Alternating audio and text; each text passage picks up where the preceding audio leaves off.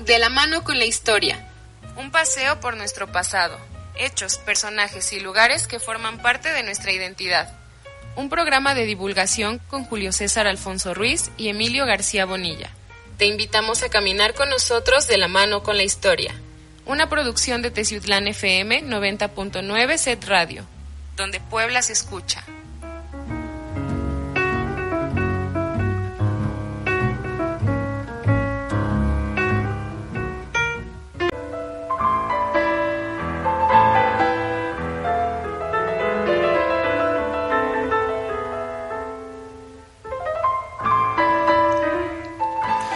Muy buenas tardes, amigos, sean todos ustedes bienvenidos a la segunda edición de la mano con la historia. Les recordamos que este programa llega a ustedes mediante el Sistema Estatal de Telecomunicaciones Set Radio XHTEZ 90.9 Teciutlán FM, donde Puebla se escucha, y se transmite desde la antigua estación del ferrocarril ubicada en Avenida Hidalgo sin número, Colonia El Pinal.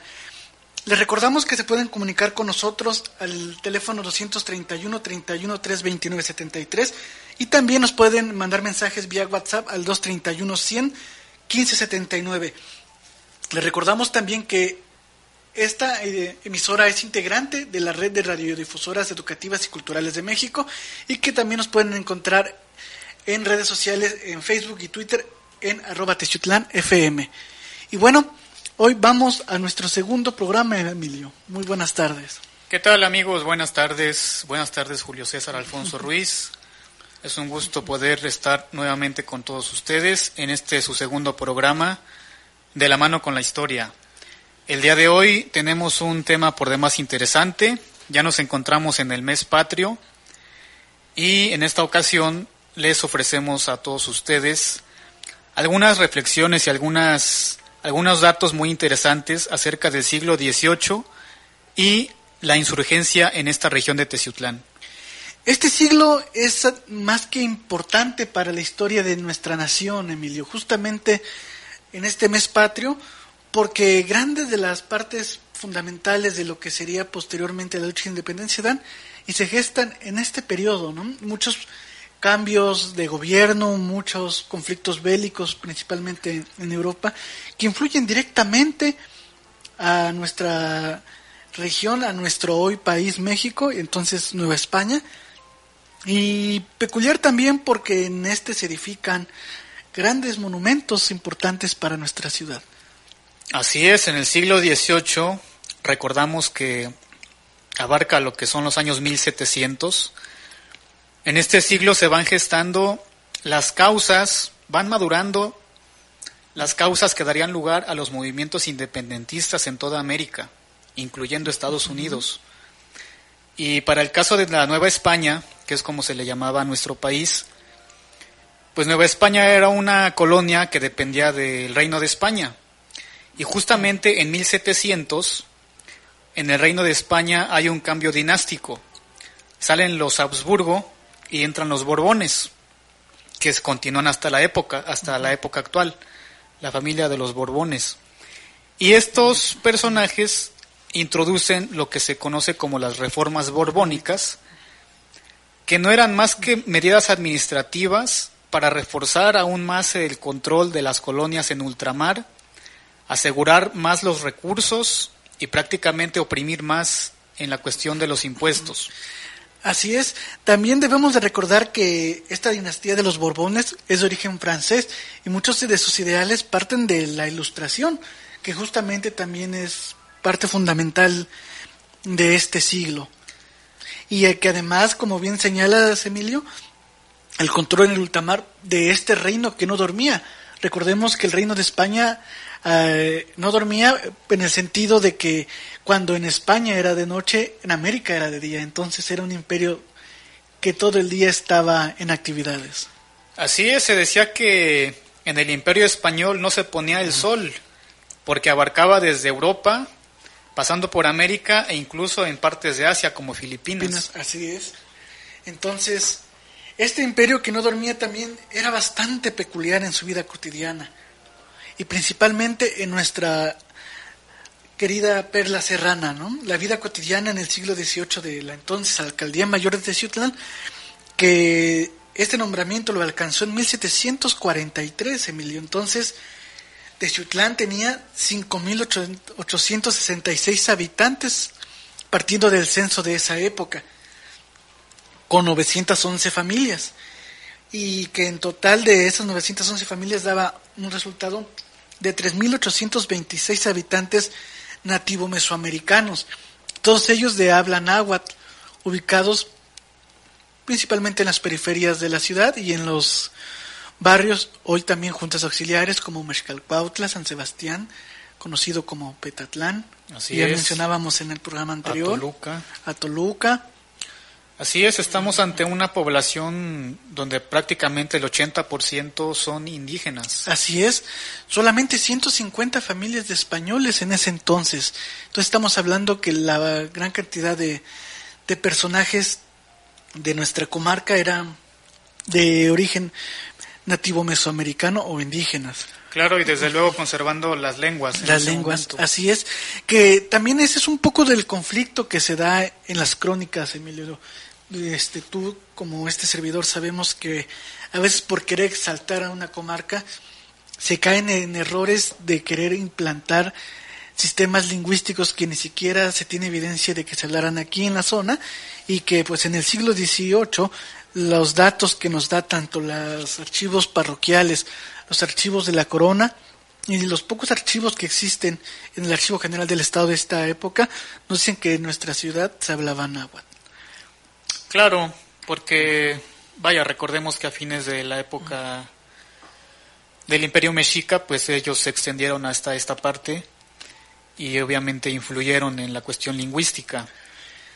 Así es. Y también otro de los errores comunes que se han cometido es identificar en los censos parroquiales la presencia de chinos, ¿no? Sí. O orientales aquí, pero ese es un error derivado de que a chino se le llamaba a una casta. Así es. O sea, no eran provenientes de Oriente. Los chinos eran una casta como eran los castizos, los mulatos, los mestizos, los zambos. Había un sinfín de etiquetas para las castas, porque también recordemos que la sociedad colonial era muy clasista.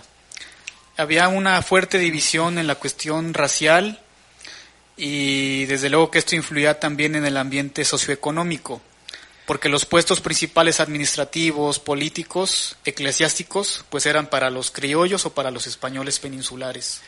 Así es, y en este devenir de actividades, según los puestos políticos, estaban muy ligados también a la vida religiosa, que es uno de los pilares fundamentales de la cotidianidad de este siglo XVIII, la religiosidad y el militarismo.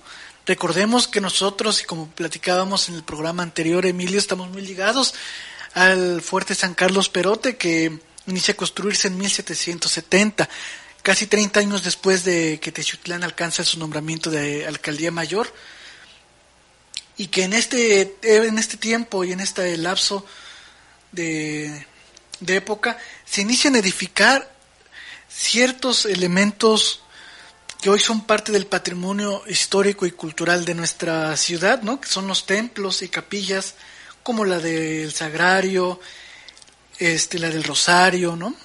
Así es. Cabe mencionar que para este siglo existía ya una gran parroquia en honor a la Virgen de la Asunción, y a los laterales se comenzaron a construir del lado norte la capilla dedicada a Nuestra Señora de la Soledad, lo que hoy se conoce como la Capilla del Sagrario. Uh-huh. Y del lado sur se construyó la capilla dedicada a la Virgen del Rosario. Casi simultáneamente se construyeron estas dos edificaciones religiosas, y ambas se concluyen en el mismo año, en 1758. Estas dos capillas, como las podemos ver hasta la actualidad, pues ya estaban hechas de materiales sólidos, uh-huh, de piedra, de argamasa, de cal, y con bóvedas bien estructuradas, y esto les permite que perduren hasta nuestros días. No así la capilla vieja, la parroquia antigua, que fue presa de derrumbes y de incendios. Así es, también por ello que justamente en este siglo aún se pueden observar detalles artísticos, principalmente en la capilla del Sagrario, ¿no? Que es una de las partes más bellas de nuestra iglesia catedral, justamente por esta corriente artística de la época que se ve reflejada en la decoración interior del santuario, de la capilla del Sagrario. Efectivamente. Y lamentablemente otra construcción que ya no perduró hasta nuestros días, pero que data también del siglo XVIII, es la capilla de San Francisco. Así es. Que esta se comenzó a construir por ahí de 1762-63, a raíz de una visita que realizó un grupo de frailes franciscanos a nuestra ciudad. Estos frailes encabezados por el santo Fray Junípero Serra, santo español, que realizó varias misiones por toda la Nueva España y por otras partes del mundo. Y a raíz de su visita deja implantado el culto a San Francisco de Asís, se funda la Venerable Orden Tercera, que es formada por laicos, y se construye la capilla de San Francisco. Lamentablemente esta capilla, por ahí de los años 60 del siglo pasado, 1960 y tantos, supuestamente se restaura, pero prácticamente se reconstruyó. Viendo fotografías antiguas de la antigua capilla de San Francisco y actuales, pues vemos que hay una gran diferencia y que prácticamente no queda nada de la original. Sí, que es algo también muy común y repetitivo dentro de las cuestiones del orden eclesiástico. Y también recordemos que durante este periodo, parte de la vida cotidiana era la producción agropecuaria. Por ejemplo, la producción de vainilla, que estaba dominada por familias teciutecas que tenían sembradíos en tierra caliente, pero que esto lo hablaremos en el regreso de nuestro corte en el siguiente bloque.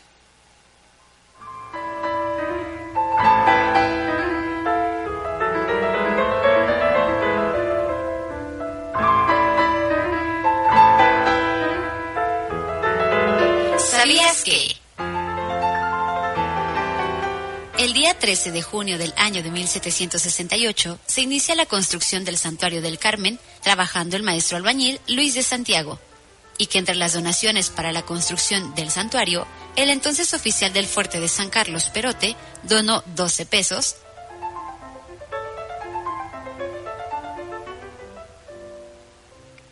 Escuchas De la mano con la historia. El Santuario de la Virgen del Carmen en Teciutlán se consagró el 15 de mayo de 1785. Su construcción duró casi 17 años. Escuchas De la mano con la historia.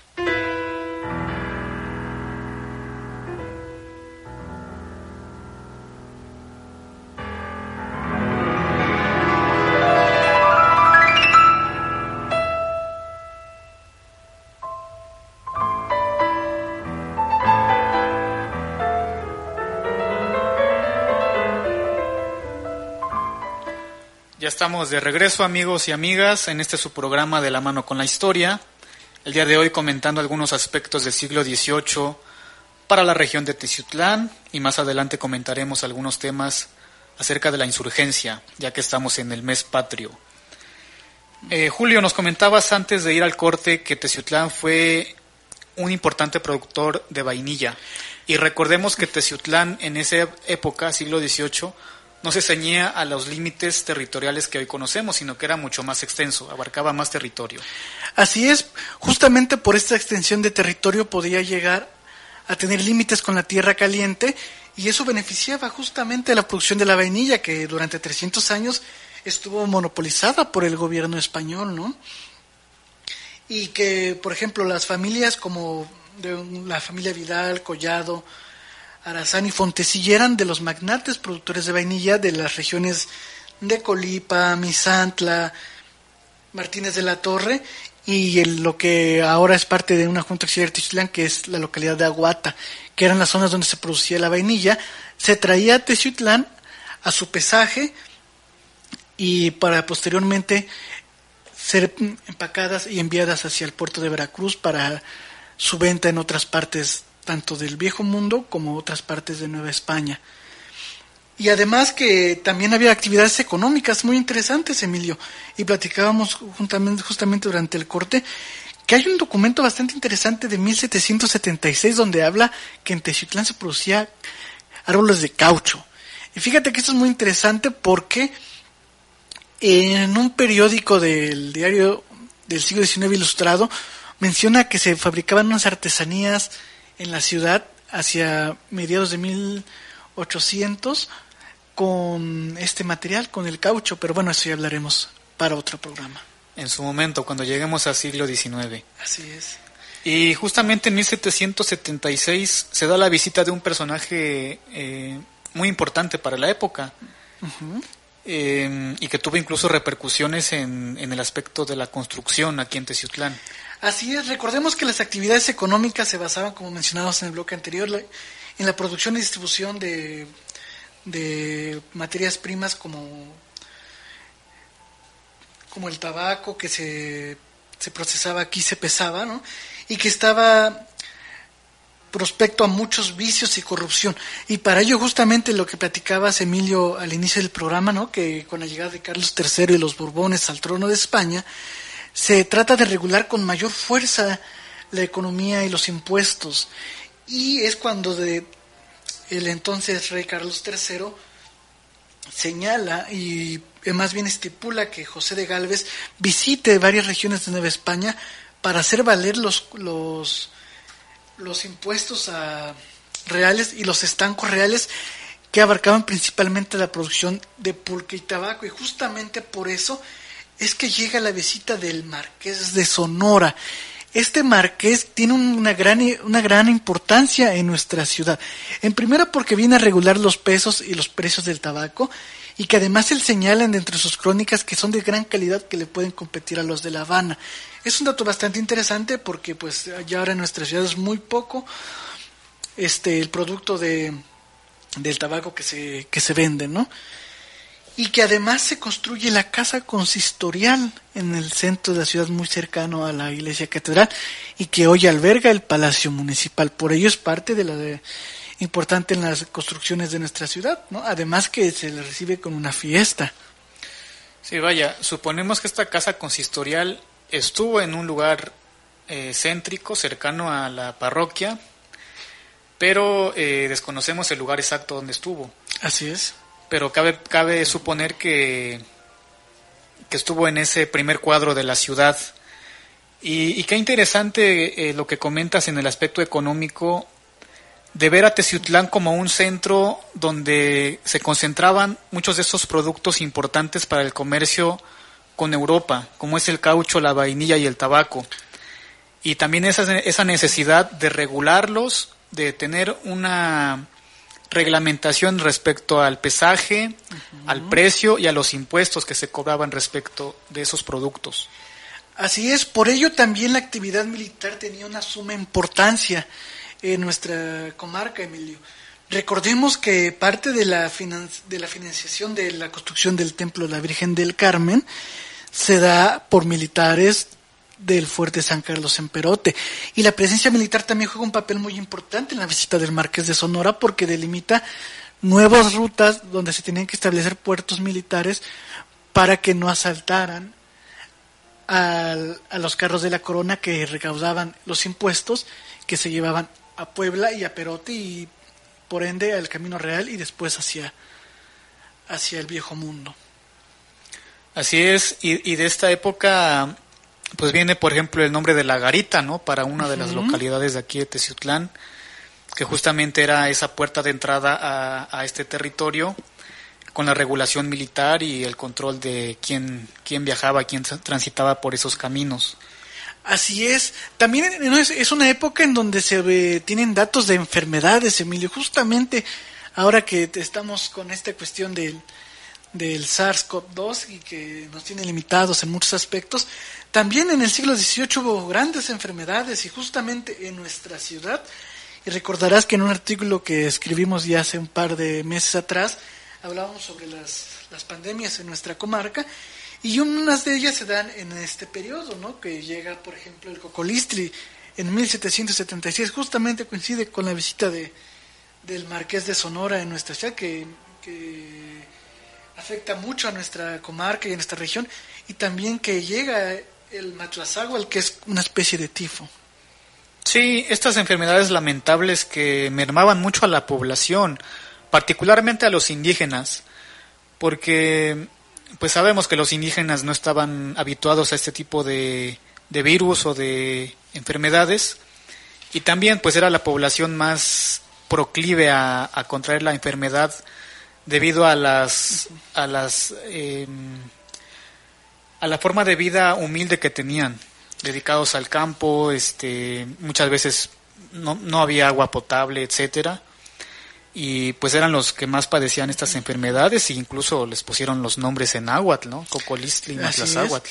Justamente, amigos, por eso ese mito de que ahí viene el coco y te va a llevar en muchas de la tradición oral de nuestro país tiene que ver justamente con el cocolistli, por esta enfermedad. Pero además, amigos, y platicando con Emilio, la vida política ha sido también una parte importante dentro del siglo XVIII en nuestra comarca, y justamente en 1779 hay una elección en nuestra ciudad para quitar al entonces alcalde de la comarca, Manuel Martínez, y se convoca a comicios en nuestra ciudad. Y terminando estos comicios, que se llevan a cabo a mediados del mes de septiembre de ese mismo año, termina electo el ya entonces alcalde mayor de Teciutlán, Miguel de Rojas. Sí, vaya, cabe mencionar que las elecciones en esa época pues no eran como las conocemos actualmente, no era voto universal, no votaban muchos sectores de la población, sino que era solamente una minoría la que tenía ese derecho, ese privilegio de ser elector. Y vaya, qué interesante dato, ¿no? Ver ese ejercicio democrático en una sociedad colonial o sujeta a un dominio de un reino europeo. Ver a una sociedad ya en constante crecimiento, eligiendo a su autoridad municipal.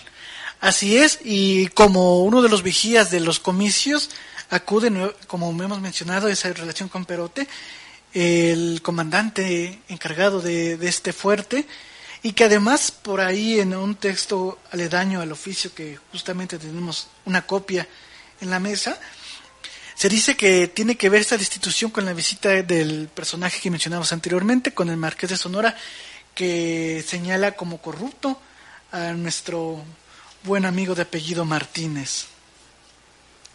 Así que esta visita también cambia al alcalde mayor de nuestra comarca. Y hablando de autoridades locales en esa época en Teciutlán, ¿por qué no mencionar a dos personajes que ocuparon el cargo de alcaldes? El primero, aproximadamente en 1735, el señor Blas Clavijero, que fue padre del historiador jesuita Francisco Javier Clavijero. Ilustre mexicano. Así es, quien vivió años de su infancia aquí en Teciutlán. Sí. Por eso tenemos como una de las calles de la ciudad la que se llama Francisco Javier Clavijero. Y más posteriormente también estuvo en Teciutlán como autoridad el licenciado Antonio López de Santa Anna, padre del general López de Santa Anna, quien sería presidente de México muchas veces, ya en el siglo XIX. Y un seductor de la patria, ¿no? Como bien apodan. Bueno, amigos, nos vamos a nuestro siguiente corte para seguirnos adentrando en la vida del siglo XVIII en nuestra comarca.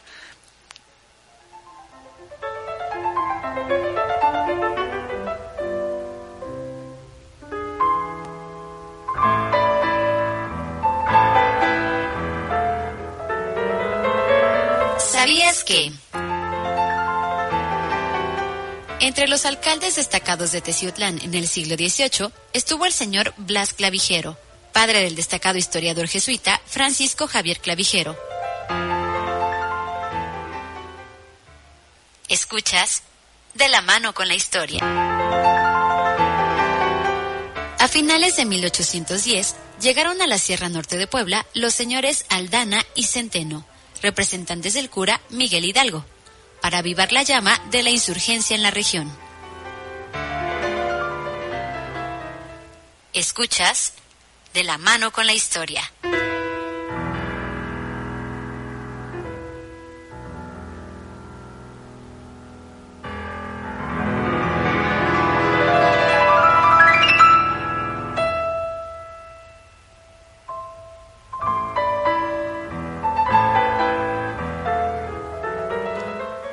Continuamos en su programa de la mano con la historia, que transmitimos desde XHTEZ 90.9 Teciutlán FM, perteneciente al Sistema Estatal de Telecomunicaciones SED Radio, donde Puebla se escucha, transmitiendo en vivo desde la antigua estación del ferrocarril en Teciutlán, Puebla. Julio César, estamos comentando algunos aspectos del siglo XVIII en Teciutlán como preámbulo para lo que fue la Guerra de Independencia. Y uno de los temas interesantes de este periodo es que a fines del siglo XVIII se le dan los títulos de posesión de tierras a pueblos de esta comarca. Particularmente en 1791 recibe el fundo legal el pueblo de Atoluca, y años después, en 1818, cuando todavía no se consumaba la independencia, reciben tierras los habitantes del pueblo de San Sebastián. Y previamente, como antecedente, en 1710 se había hecho la delimitación territorial por cédula real de Teciutlán. Así es, justamente también en este periodo, Emilio, recordarás que ya con la delimitación de las tierras en varias comarcas de las alcaldías mayores y menores de Nueva España, también surge algo interesante, ¿no? Que querer dividir la diócesis de Puebla. Durante este periodo nos encontramos ya que inician a hacer una identidad de los criollos, ya se empiezan a sentir propios de estas tierras de Nueva España y que se dan cuenta que ya su identidad es distinta a la de España, que aquí se vive de una manera distinta, las fiestas son distintas y que el modus operandi de la vida cotidiana pues no tiene nada que ver con la que se vivía en el Viejo Mundo, ¿no? En este periodo se quiere separar a Puebla de su salida al océano por temor a una insurrección desde Puebla y que Puebla se separara y con ello debilitara fuertemente al poderío de Nueva España. Así es, en este periodo la diócesis de Puebla era muy vasta, abarcaba de un océano al otro, así es, desde Tuxpan hasta Acapulco, y como era tan vasta y tan rica, pues obviamente que generaba muchos recursos económicos, también. Generaba codicia y por eso se intentó dividirla en algún momento dado, con la consecuente oposición de cierto sector de clérigos ya criollos, ya así con una identidad que ya estaba echando raíces en esta tierra. Así es, y a partir de eso tenemos que el obispo en turno de Puebla, pues era nacido aquí en Puebla, entonces él era uno de los principales en oponerse a esta división, y que lamentablemente después de la consumación de la independencia, pues Puebla sí pierde su salida al mar, ¿no? Pero amigos, Puebla tenía salida al mar, y esto justamente, pues Teciutlán estaba dentro de esta delimitación. Y bueno, sigue pasando los años en el siglo XVIII, y ocurre algo muy interesante en el Viejo Mundo, Emilio, que es la llegada de José Bonaparte al trono de España, también conocido como José Botellas por su afición a las bebidas alcohólicas. Así es, como parte de las guerras napoleónicas, en 1808 las tropas francesas invaden España, hacen abdicar al rey Carlos IV y sube al trono José Bonaparte. Esta noticia, cuando llega a la Nueva España y a estos dominios de ultramar, pues genera mucha reacción, porque decían que, pues cómo los iban a gobernar los franceses, cuando, recordemos que la familia Borbón era de origen francés. Así es, y justamente la llegada de las tropas francesas a España parte del Tratado de Fontainebleau de 1807, ¿no? Que permite la presencia militar francesa en España, pero para atacar a Portugal, ¿no? Y que también ahí se demuestra la incompetencia de Manuel Godoy, ¿no? Que era el brazo derecho del rey Carlos IV, que termina con la invasión o más bien con la ocupación militar de Francia a España, y que con ello pues hace que abandone Madrid Carlos IV, ¿no? Abdica en favor de Felipe VII y este a su vez es obligado también a renunciar. Se crea un vacío de poder porque muchos de los habitantes de la Nueva España y de las otras colonias en América no reconocían la autoridad de José Bonaparte se empiezan a formar juntas de gobierno, empiezan a haber movimientos independentistas, y entre ellos pues el que encabeza el cura don Miguel Hidalgo y Costilla, desde Dolores en Guanajuato. Así es. Y que justamente este movimiento es para apoyar a Fernando VII, ¿no? Así es. No, ellos reclaman la legitimidad de Fernando VII como legítimo rey de España. Piden su regreso, pero el tumulto popular hace que se desborde el movimiento y se encauce hacia el independentismo. Prácticamente 2 semanas después de que se da el grito de Dolores, el 15 de septiembre de 1810, es decir, a finales de ese mes, llega la noticia a nuestra región, porque esta noticia cunde como reguero de pólvora, incendiando buena parte de las poblaciones de la Nueva España, y Teciutlán y su comarca no fueron la excepción. Y ya para finales de diciembre de 1810, 2 enviados del cura Hidalgo, Mariano Aldama y un señor de apellido Centeno, llegan a esta región para avivar la llama de la revuelta, de la insurgencia, y encauzarlas hacia el movimiento insurgente. Así es.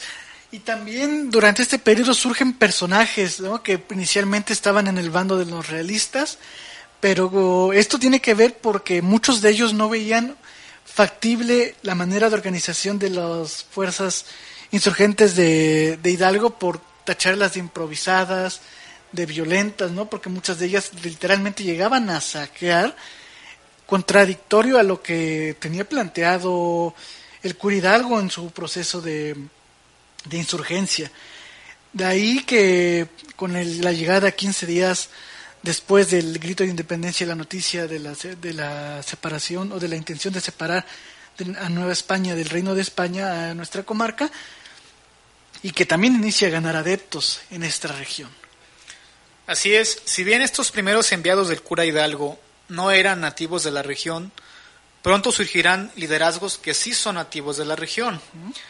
Uno de los principales fue José Francisco Osorno, oriundo de la región, creo que de Apan. Apan, así, la región de Apan era llamada así justamente porque en esta zona también se producía el pulque, que el pulque, amigos, es uno de los financiadores fuertes de esta insurgencia en la región, porque había muchos caciques pulqueros en la zona, principalmente en la región de San Juan de los Llanos, en la región de Tlatlauquitepec, la parte alta, ¿no?, la que ya es más tipo Valle Central de Puebla, que llegaba a zonas como Tetela de Ocampo, Chignahuapan e incluso llegando hasta Zacatlán. Justamente este poderío de convencimiento de la insurgencia también llegaría con la llegada al mando insurgente de José María Morelos y Pavón. José María Morelos y Pavón designa a un personaje de apellido Manilla, ¿no?, que era de las tropas realistas, ¿no?, de entre varios de los grupos de los dragones de la Reina, que llega a esta región, también siendo parte de los financiadores de esta insurgencia, con la donación de 300 caballos a las fuerzas insurgentes, y que a raíz de esto, que muchos caballerangos utilizaran estos caballos donados, llega a tomar importancia una imagen que seguimos venerando con gran fervor en nuestra comarca texuteca, que es la Virgen del Carmen, que es jurada, la generala de estas tropas insurgentes en la región en 1812, que es como una alegoría al estandarte guadalupano que el cura Hidalgo tendría como bandera de la independencia de nuestra nación. Así es, se da este episodio pues histórico para nuestra región y para nuestra ciudad en específico, en donde hacen la juramentación de la Virgen del Carmen como la generala, y por eso hasta la fecha la venerada imagen conserva la banda roja de generala y el bastón de mando. Y además las tropas insurgentes de esta comarca teciuteca toman un estandarte también con su imagen como bandera. Así es, y bueno, este personaje Manilla que mencionamos era realista en su inicio, ¿no? Y Seguiremos platicando un poquito más de este personaje al regresar del corte.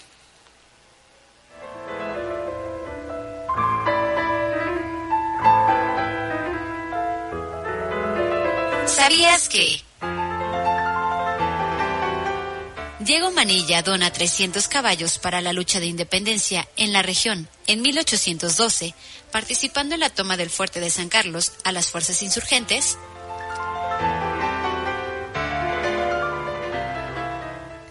Escuchas De la mano con la historia.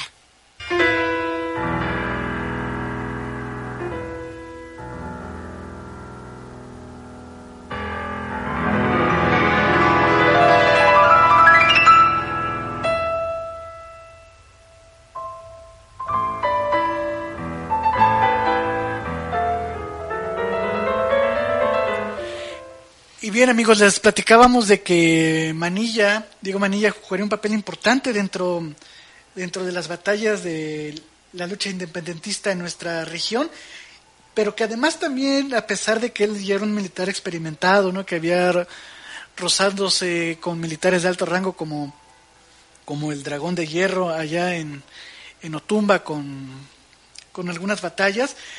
Aquí en la región muchos de los que se suman a la lucha de independencia eran improvisados, como un personaje de origen africano que llegó siendo esclavo, que le apodaban el Negro Enrique, que se suma a la lucha de independencia en esta región, pero que muchos de estos datos que les hemos compartido, amigos, no serían posibles sin que hubiera un historiador y alguien que tomara nota de estas batallas.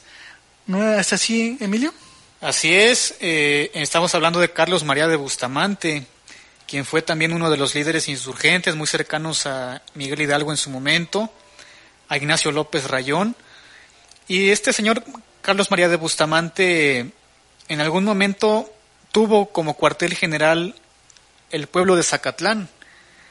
Desde ahí coordinó a los jefes insurgentes de la región, dirigió algunas batallas y también hizo grandes esfuerzos por mantener cierta disciplina administrativa y disciplina militar en las filas insurgentes para evitar lo que comentábamos hace unos momentos, ¿no? El desorden, los saqueos, las barbaridades que se cometían. Y hablando de Diego Manilla, Julio César, me causa interés o inquietud el hecho de que muchos mencionan que era originario de Apan, lo que actualmente es el estado de Hidalgo, pero tú has sostenido que es oriundo de Teciutlán. Así es, hay una polémica justamente en esta cuestión de la región de Apan, que como bien señalas llegaba hasta Hidalgo, y hay dos fuentes que se señalan, una que su padre era de Apan, de lo que ahora es Hidalgo, y la segunda, y que justamente surge a raíz de unos de los descendientes también de apellido Manilla, dueños de la fábrica de relojes Centenario, que dice que Diego Manilla nace aquí en Teciutlán. Entonces son las dos posturas existentes que todavía falta mucho que investigar, no que indagar, pero que sí tiene una importancia directa aquí en la región, ¿no? Y también mencionar una de las batallas importantes en la región, que fue la toma del fuerte de San Carlos de Perote. Así es, justamente la Sierra de Perote y la Sierra de Teciutlán hubo bastantes rebeliones que imitaban el patrón de combate que se celebraba en Orizaba y en Jalapa, muchas de ellas comandadas por Manilla, por Diego Manilla y por José Castro. Entre ellos iba de sirviente el Negro Enrique, que ya mencioné hace un ratito, y se llevan a cabo estas batallas en Jalacingo, en Altotonga, en Atzalan y en Naulinco, y que era para destruir el trazo de los puntos estratégicos del plan de operaciones del cordón militar, que era de Perote al Jobo, de Perote hacia Paso de Ovejas y de Perote hacia Teciutlán. Entonces ellos logran desmantelar este cordón militar y el 14 de julio de 1812 logran tomar el fuerte de San Carlos Perote para las tropas insurgencias, Pero ¿por qué es importante el fuerte San Carlos de Perote? Porque ahí se resguardaba gran parte de la artillería de pólvora de Nueva España. Quien lo tomara ganaba casi la lucha de independencia. Y en una de las tomas de San Carlos es gracias a la intervención de Manilla y sus personajes en la sierra de Perote, la sierra de Techotlán, y que logran tomar el fuerte de San Carlos. Así es, un punto estratégico, tanto geográficamente hablando como militarmente, por lo que ya mencionas. Y también mencionar que Diego Manilla era el segundo al mando de Osorno. Osorno fue como el líder principal, el caudillo independentista en la región, en una región muy vasta, ¿no? Así es. Que cubría desde lo que actualmente es Hidalgo, pasando por Zacatlán hasta la costa del norte de Veracruz. Que incluso, que incluso que hasta Morelos decía que esta región era completamente sostenible por sí sola, ¿no? Por la cantidad de recursos que tenía, ¿no? Los recursos costeros, tenía salida al mar, y por ende podías huir si por alguna razón te querían capturar, ¿no? Se producía pulque que generaba dinero, que tenía grandes caciques pulqueros, tenía grandes riquezas de recursos ganaderos y también de recursos naturales. Así es. Lamentablemente, pues el desarrollo de la guerra no favoreció que continuaran estos caudillos en posesión de esta región tan importante, y en 1817 se acogen al indulto que ofrece el virrey Juan Ruiz de Apodaca, con tal de que muchos jefes insurgentes pues dejaran las armas, ¿no? Porque ya se había llegado a un punto de desgaste. Pero ya en 1821, con el Plan de Iguala, nuevamente salen a la luz estos jefes insurgentes. Osorno en particular se une a Vicente Guerrero, y Guerrero, ya de la mano con Iturbide, pues logran la proclamación de la independencia en septiembre de 1821. Y precisamente Osorno, José Francisco Osorno, muere en Chignahuapan, y ahí descansan sus restos en la iglesia de este pueblo mágico del norte de Puebla, Chignahuapan. Así es, y también recordemos que durante este periodo el Dragón de Hierro, ¿no? Iturbide, que no está dentro de los independentistas, ¿no? Sino que está en la catedral, ¿no? En la catedral de la Ciudad de México. Ah, sí, vaya. No está dentro de la rotonda esta. Sí, no se le reconoce como héroe de la independencia, sí. Está relegado por cuestiones políticas e ideológicas. Así es. Pero vaya, es innegable el papel que jugó para llegar al fin de esta guerra de 11 años que duró la guerra por la independencia nacional. También cabe señalar, amigos, que nos hacen el favor de escucharnos, que a México se le reconoce con el nombre de Imperio de México. Así se logra tener el acta de independencia. Ese fue el primer nombre de nuestro país, Imperio de México. Incluso Agustín de Iturbide es jurado como el primer emperador de México, con la caída de la corona española en esta región. Y que con ello también, además, muchos caudillos, como bien señalabas, Emilio, retoman un papel importante en la vida nacional posterior, ¿no? Santa Anna, que su padre tuvo aquí bastante afluencia, toma un papel importante. Así es, tantos personajes que han pasado por nuestra región y que han sido destacados en diferentes momentos de la historia y que lamentablemente desconocemos, ¿no? Por eso son importantes estos programas y hacer estas reflexiones para que la gente pues esté informada, sea consciente de la importancia que tiene nuestra región, nuestra ciudad, nuestro estado en el contexto histórico nacional, y reconocer a los personajes que, como Diego Manilla o como negro Enrique que mencionabas, pues pasan desapercibidos por la historia y deberían tener un lugar en los registros de la memoria colectiva. Y que también justamente con este cambio de la vida independiente de nuestra naciente nación, nace el primer ilustre teciuteco, ¿no? Pero que ya lo daremos para el siguiente programa, porque ya corresponde a otra etapa histórica de nuestro país, y que durante este periodo, como ya hemos señalado, el siglo XVIII es muy importante, ¿no? Para el desarrollo de nuestra ciudad. y que, como hemos señalado, tanto en el sector económico, con la producción de frutas de temporada, de materias primas, de la vainilla, ¿no?, los insurgentes, las luchas militares, esa hermandad, por así llamarla, entre Perote y Teciutlán, por la cuestión militar económica, la visita de personajes como el Marqués de Sonora, que marcan un hito en la historia de la ciudad con la creación de la Casa Consistorial, que todavía se sigue debatiendo en la posición exacta, pero más o menos siguiendo los trazos, ya más o menos por ahí está ubicada. Y hablando también de la relación de Teciutlán con Perote, de Perote llega la primera vacuna a esta región en 1804. Pero será tema para un próximo programa, amigos y amigas. Nos estamos despidiendo, nos ha dado mucho gusto estar nuevamente con ustedes en su segundo programa de la mano con la historia, con Julio César Alfonso Ruiz y un servidor, Emilio García Bonilla. Los esperamos para la próxima en otra emisión de este programa con nuevos e interesantes temas.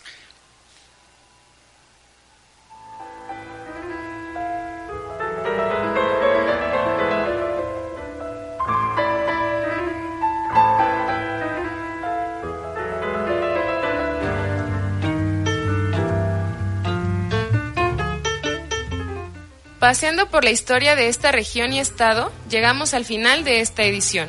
Nos escuchamos con libreta en mano el próximo miércoles para seguir caminando de la mano con la historia. Una producción de Teciutlán FM, 90.9 Set Radio, donde Puebla se escucha.